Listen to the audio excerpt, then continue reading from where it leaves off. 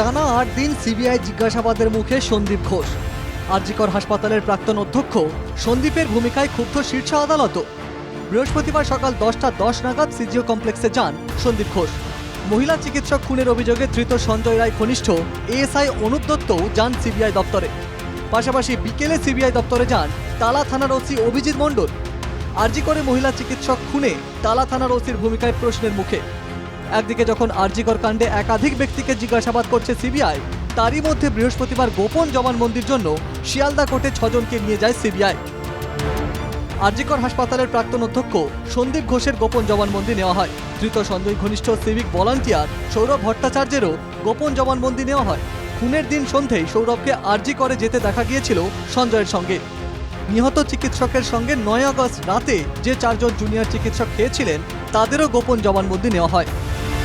CBI সূত্রে খবর, 4 junior চিকিৎসক ও সন্দীপকে শিয়ালদা আদালতে পলিগ্রাফ টেস্টের জন্য আবেদন করেছে সিবিআই, কারণ সন্দীপের বয়ানে একাধিক অসঙ্গতি পেয়েছেন তদন্তকারীরা।